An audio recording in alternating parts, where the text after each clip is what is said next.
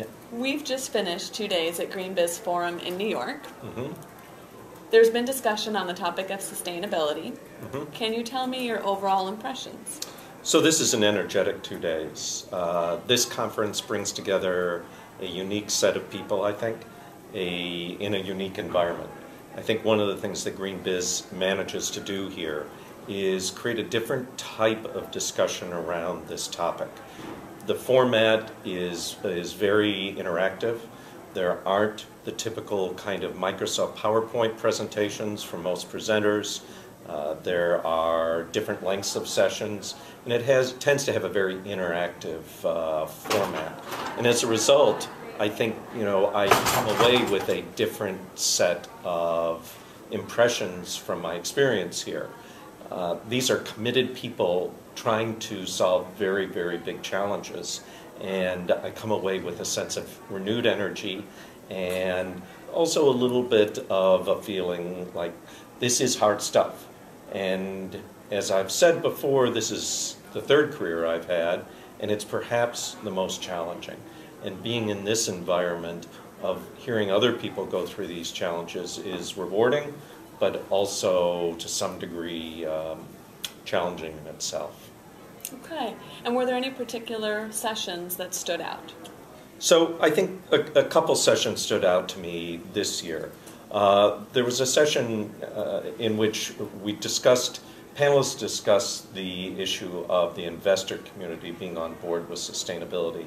And it was really Erica Karp of UBS, who I know who's got a real passion about melding these perspectives on business behavior, talked at length about the challenges that companies face in getting the investor community to understand what they're doing in sustainability and value it.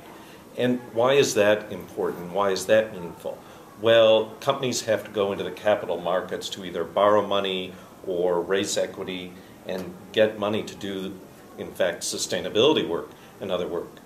If the investor community and the analyst community doesn't understand the value of that work that they're doing, it makes the discussion going to those markets very different than if they did understand that. And if that was priced into the value of a company and in the value of a company stock and in the cost of capital, we'd have a very different discussion. But in fact, it's been a real struggle to get the investor community and the analysts to get on the same page on sustainability with where the corporate people are. And I think that will continue to be a struggle, and both people are struggling with it.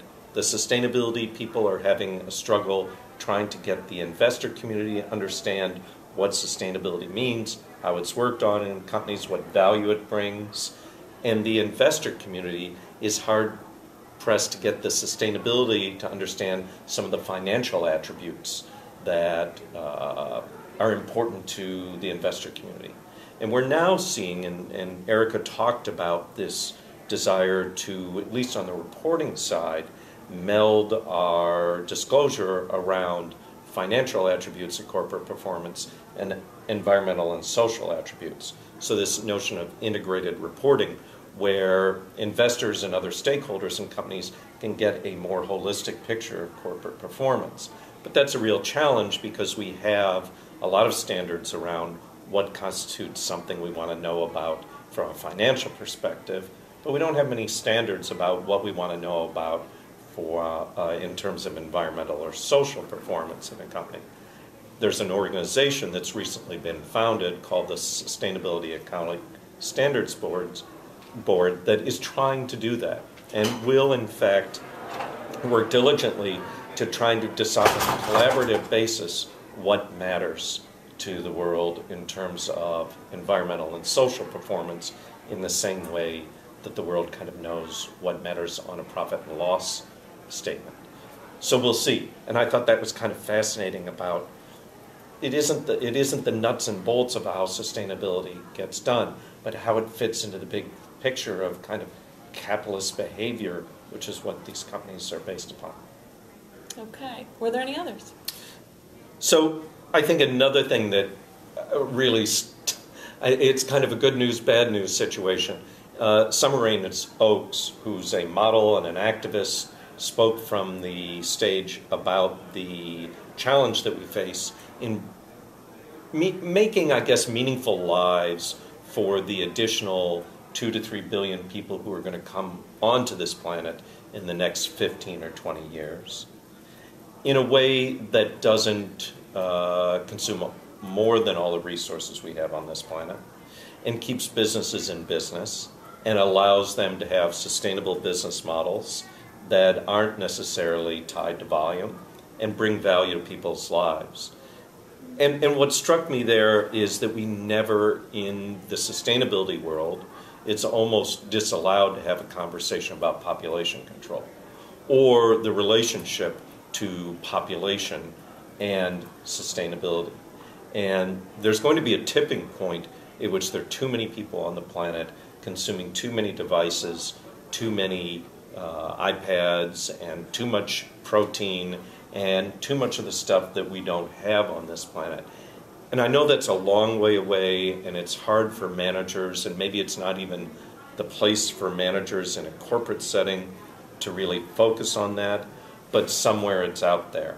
And hearing her talk about that, I think, makes it very real that we may not be alive to see that, but our children who are running these companies will be alive, likely to see some of the impacts of that. And what are you going to do about that?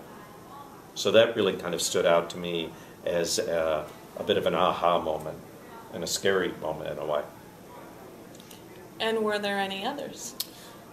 So I think finally I was struck by Bob Langer at McDonald's, who, as an organization, they've done tremendous things in being efficient. You know, they're rolling out sustainable beef procurement. They are the first kind of fast food company to get into the sustainable sourcing of fish. These are big deals. And what they're doing on that kind of owner-operator, but thousands of those, 5,500 of those, is a hard thing to do to deploy in that business model. So I laud them for that. But what strikes me is the fact that McDonald's, like every company, wants to grow. So at the end of the day, they want to sell more hamburgers. They want to sell more McNuggets. They want to build more McDonald's. And they're looking around the globe for where those opportunities exist. My concern is that on a net basis, despite the resource efficiency they have, the overall footprint of McDonald's is going to be larger.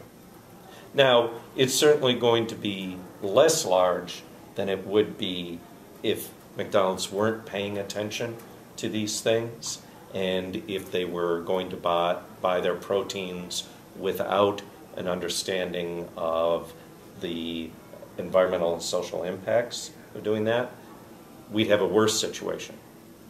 And I'm not suggesting we don't want McDonald's. It's not a question of let's take that business off the planet because they consume too much beef. I don't think that's a realistic thing.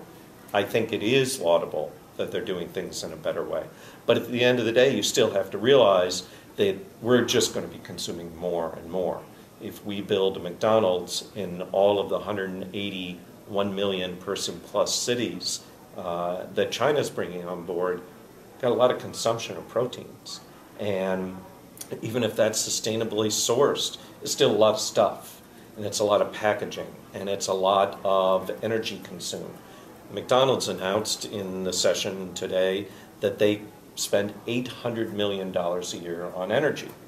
That's a big amount of resources to heat, cool, light, run the fryers, run the grills, and it's something that needs to be paid attention to.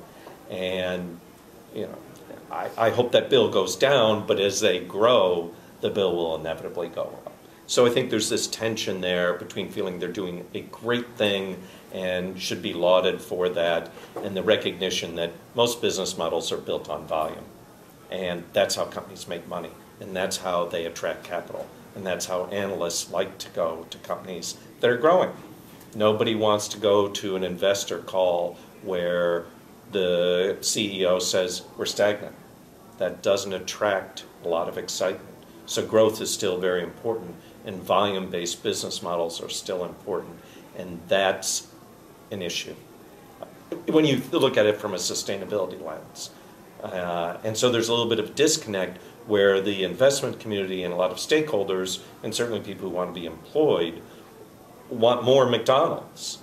And yet the overall effect, and from a looking at it through a sustainability lens, you kind of have to say, what does that mean? So that was another session that stood out to me. In consideration of all the discussions today, all the companies present, what would you say was missing today, if anything? So, I love this. The minute the sign-up sheet comes out for this program, I sign up. But I think to some extent I, like others, feel we're preaching to the choir at this, and that the people who are in the room are on board, they're doing the work. They come away with this with some additional tools and some additional knowledge and information sharing, and certainly a lot of networking. I think that's great. But what's missing is the representatives of 300,000 companies, roughly, in the United States that are the small and medium businesses, and that can be still a very large business, that aren't here and aren't playing in this sandbox and don't have the tools and can't send the people here and don't have the resources. And the concern is, how do we disseminate this knowledge base and put best practices in front of smaller businesses and have them, whether it's affording people like me or getting them to partner with non-governmental organizations or going to their local manufacturing extension partnership to get knowledge, and finding the time and resources to actually do what we suggest. That, to me, is the concern. And it's not specific to this conference. They do a great job. But it is still this unique group of people who are working very hard on it, and there's a much larger part of the pyramid that isn't doing very much. So that's what's missing. Thank you, Robert. It's been a pleasure to talk to you today. Thank you. I appreciate that.